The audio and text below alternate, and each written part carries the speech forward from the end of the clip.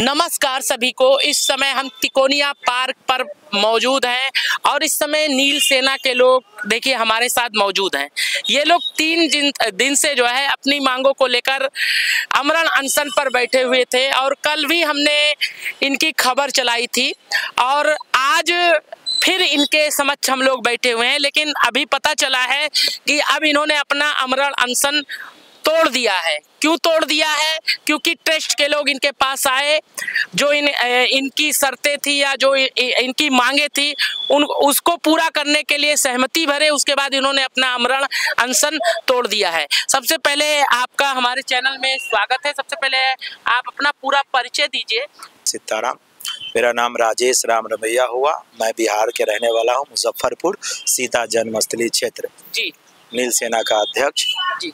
हम लोग आज यह अनशन हम लोग के द्वारा तोड़ दिया गया और समाप्त कर दिया गया और मंदिर के ओर से महंत आए थे। जी, जैसे आपने आमरण अनशन तोड़ दिया है, कौन कौन आपको मनाने के लिए आया था और जो आपकी मांगे थी कौन कौन सी मांगे पूरी करने के लिए कहा गया है ट्रस्ट की ओर से? देखिए, हमें ट्रस्ट के ओर से चंपत राय जी के द्वारा और आदरणीय कामेश्वर चौपाल जी के 2 सदस्य आए थे, जो मुकेश तिवारी जी थे और संजय शास्त्री जी थे, और प्रशासन के सभी लोग थे यहाँ पे, प्रशासन भी थे और उनके सीओ कहा जाता है एसडीओ यहाँ पे, वो भी थे और उनके मौजूदगी में ये सारी बात हुई और उन्होंने कहा कि आप ये सिंदूर अर्पित कर दीजिए और आपको सम्मान पूर्वक ये महाआरती के साथ और सभी मंदिर के जो भी महंत लोग हैं वो इकट्ठा सामने होंगे और आपकी विदाई होगी और आपकी शर्तों को जो भी मांग थी उसको भी पूरा किया जाएगा और को विदा किया जाएगा। और जो आपका मांग है, ये जो मंदिरों में आरक्षण को लेकर के वो सूचना आप मुख्यमंत्री जी को दे दिया गया है और दे दिया जाएगा। और जब मुख्यमंत्री हो या राज्यपाल हो या कोई बड़े मंत्री आते हैं तो आपको बुलाया जाएगा। हम लोगों ने कहा कि तब आप हमको बुलाइए और हमारे सभी कमेटी के लोग रहेंगे और तब हम सिंदूर को अर्पित करेंगे महाआरती के साथ। 10 दिन तो जिस प्रकार से जो दलित समाज के लोग थे, आप लोग भी उसी समाज से आते हैं, तो अब आपको लग रहा है कि जो आपने एक संकल्प लिया और जो धर्म परिवर्तन की लोग इधर उधर भटक रहे थे, आप उन्हें सनातन धर्म की ओर लेकर आ रहे थे, तो क्या अब लगता है कि वो चीज साकार हो जाएगा और उस उद्देश्य के साथ आप सनातन धर्म को आगे बढ़ाएंगे? अभी 1% लगता है, लेकिन अभी जब तक 10 दिनों का समय मिला है, 10 दिन में सम्मान पूर्वक सिंदूर अर्पित नहीं करते हैं, और चाहे मुख्यमंत्री जी हो, चाहे राज्यपाल महोदय हो, चाहे उप मुख्यमंत्री हो, चाहे कोई बड़े नेता के द्वारा, और सम्मान पूर्वक यहाँ सिंदूर को अर्पित नहीं कराया जाता है महंतों के साथ, तब तक ये मैसेज पूरा नहीं होगा। और 10 दिन बाद, अगर 10 दिन बाद हमारी बुलाहट नहीं होती है तो फिर हम आगे की सोचेंगे। हम बिहार से इसकी लड़ाई फिर आगे बढ़ाएंगे और फिर हम इसके लिए धरना पर बैठेंगे। जी, आप क्या कहना चाहेंगे इसके बारे में, जो आज आप सबकी वार्तालाप हुई? क्या आप लोग पूरी तरह से प्रसन्न हैं?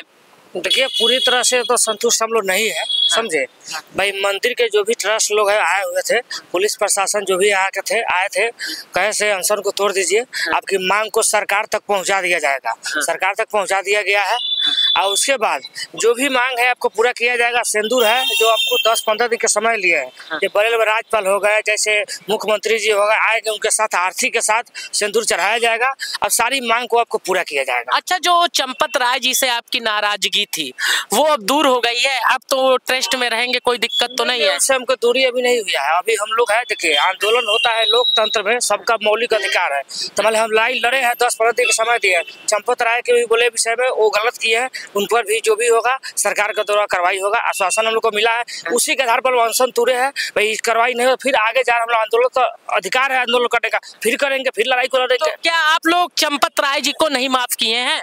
नहीं, अभी उस तरीका की बात नहीं। जब तक हम सभी कमेटी के लोग हम उपस्थित होके हमारा सिंदूर अर्पित नहीं होता है, सम्मान पूर्वक विदाई नहीं होता, तब तक कहाँ वो हम हटाने की नहीं। हम फिर बात कहेंगे उनको कि आप ऐसा जाति सूचक बात क्यों बोले, क्यों कहे कि ये किस समाज और किस बिरादरी का है। उनको तो माफी मांगना पड़ेगा। जिस दिन हम आएंगे तो मतलब कि आपकी लड़ाई तब तक जारी रहेगी जब तक माफी नहीं मांगे। हाँ, वो जब तक हो रहा है यही रहेगी ना तब तक की लड़ाई जी। जब तक ये जो हम लोग ने उनको हमने कहा कि हमारे राज्यपाल बिहार के एक जो प्रथम नागरिक होते हैं उनके द्वारा जो हमारा यात्रा को भगवा झंडी दिखाया गया था, उसी लेवल से अगर राज्यपाल आए तो या मुख्यमंत्री आए तो उसी लेवल का अगर आएंगे, फिर हमारे जितने भी यात्रा के जितने भी राम भक्त हैं वो सारे लोग आएंगे और उनके द्वारा हमारा सिंदूर कनक भवन में चढ़ेगा। उसके बाद ही हाँ हम लोग को संतुष्टि। तो वो तो आपका काम हो जाएगा, लेकिन जो चंपत राय जी ने ऐसी चीजें की हैं उस पर मैं सवाल पूछ रहा हूँ, उस पर आपकी क्या? को यह महसूस उस दिन करना होगा कि हमने जो शब्द का प्रयोग किए हैं वो बहुत गलत शब्द है। हाँ, और एक चीज जो आप लोगों ने चंपत राय जी को के ऊपर आरोप लगाया है, तो क्या सिंदूर चढ़ने के बाद ये पक्का हो जाएगा कि आप लोग क्षमा कर देंगे ना? सिंदूर चढ़ाने के बाद नहीं होगा, उनको स्वीकार करना होगा कि हमने गलत शब्द बोले थे, हमारे साथ गलती हुई थी, स्वीकार करना होगा उनको। तब सिंदूर चढ़ाने से नहीं हो जाएगा।